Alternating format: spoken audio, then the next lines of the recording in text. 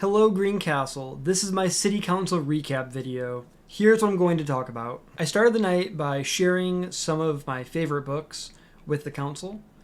They're all authored by Chuck Marone of the Strong Towns website. During the meeting, the mayor shared that INDOT expects the 231 construction that's going on right now to be completed by the end of the year, and that the Jackson Street construction, as well as the railroad construction on Jackson Street, will all be done next year. I was able to share that I'm using some of my city council budget that's meant to invest in our ward or in the community to add an extra mural in this year's Mural Fest. It'll be at the Mapleberry Park on the south end of town on the basketball court. We can't share the mural design yet, but the artist is incredible and it's bright and beautiful, and it'll be a great asset to that part of town. I also shared a concern that a Greencastle resident wanted me to bring to council about the traffic light at 240 when you exit Walmart or when you exit the YMCA in the future. While it is a state road and we can't make any changes there, the mayor did say that she'll reach out to INDOT to suggest a traffic study and adjustments to be made at that intersection. I also shared that myself and Councilor Asbell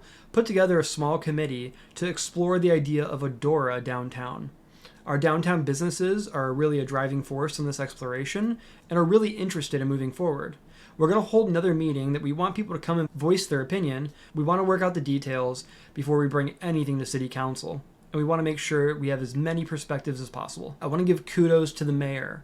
Last night we talked about the Phase 2 construction at Robe Ann Park, which is nearly completed. And it was brought up that there was a small portion of sidewalk not included in the plan, but the mayor issued a change order to allow that section to be improved. As someone who walks in the park often, I was curious why that section was left out, and I was really excited to see it improved. So kudos to the mayor. Last but certainly not least is the tax abatement. Coming into the evening, I assumed it was going to pass. On the first reading last month, it passed 5-2, and I did vote against it. Last month's vote was about if the area itself should be designated as an area that could allow tax abatement. When it came to the discussion at council this month, we were to discuss if we want to give abatement. One thing I've been very vocal about is if we're going to use any kind of tax dollars, we need to see a public good of some sort.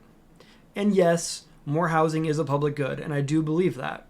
But I thought we needed more. I brought up once again that we need affordable housing, and market rate isn't enough. The petitioner agreed to cap one of the 8 units at below market rate rent for the longevity of the tax abatement. To me, that was a big win. I wanted compromise, and they were willing to compromise, and now at least one unit will be below market rate for someone in our community who needs that. The final vote was 6-1. I did support the abatement because of their concessions and the below market rate housing, which I think is really important for those in need in our community.